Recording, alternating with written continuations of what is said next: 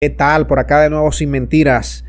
Decenas, ya son decenas de familias, de personas que se han desplazado desde Arauquita a la zona fronteriza en el estado Apure, a varios municipios del estado Apure. Están llegando, están goteando, no paran de llegar.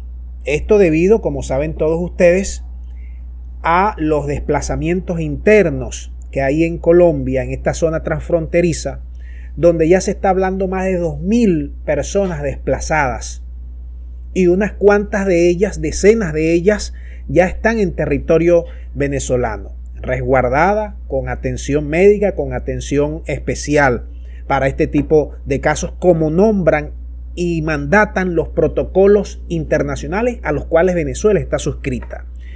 Pero hace pocas horas atrás, Colombia acaba de enviar más de 600 uniformados a ese eje transfronterizo, donde se celebran combates. Y allí hay una cantidad importante de armamentos que han desplazado el ejército colombiano para tratar de contener todas estas irregularidades. Lo cierto del caso y lo cierto de todo esto es que Venezuela ha tenido forzosamente que también enviar tropas a esa zona y a ese eje en el estado Apure. Y está en un nivel de alerta frente a todos estos combates que hay actualmente en ese corredor fluvial. Porque ¿qué es lo que está pasando allí? Allí pululan muchos grupos irregulares y están tratando de controlar los corredores fluviales y los corredores por donde distribuir la harina hacia Centroamérica y hacia el país de las hamburguesas.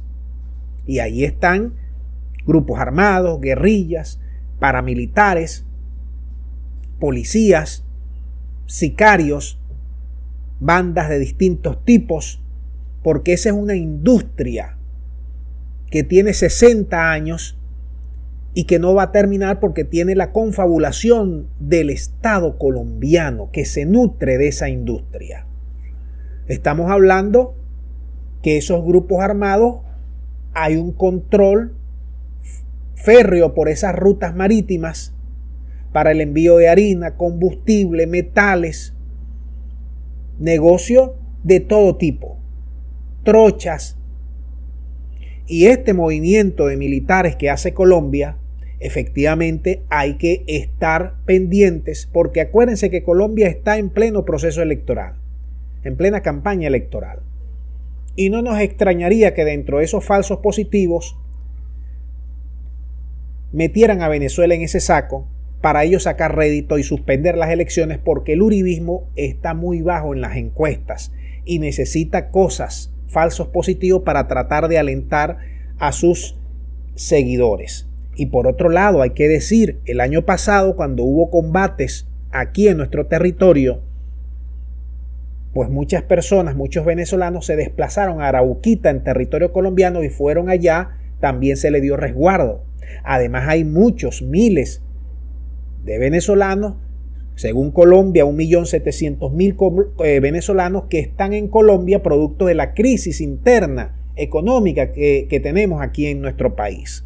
Y por otro lado, tenemos más de 6 millones de colombianos que desde los años 70 han migrado a Venezuela y también se le ha dado atención. Es decir, lo que te quiero mencionar con todo esto, que somos países hermanos, que no nos podemos mover de frontera y que esos territorios que están ahorita en disputa tienen décadas y hay una fuerte influencia de todo tipo y es difícil el control en toda esa zona.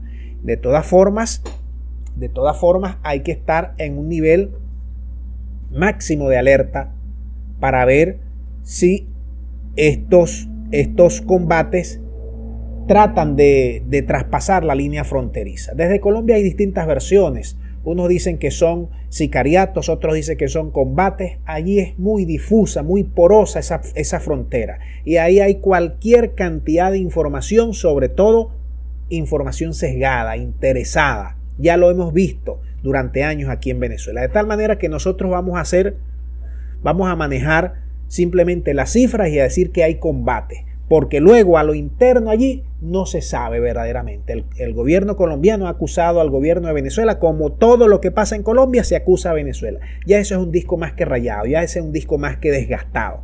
Pero lo que sí nos preocupa es ese desplazamiento interno que está migrando hacia Venezuela y que hay que tener los sistemas bien aceitados y en alerta ante cualquier resbalón que venga desde Colombia. Vamos a dejar el video hasta aquí para que ustedes manden sus puntos de vista. Muchas gracias y será hasta la próxima.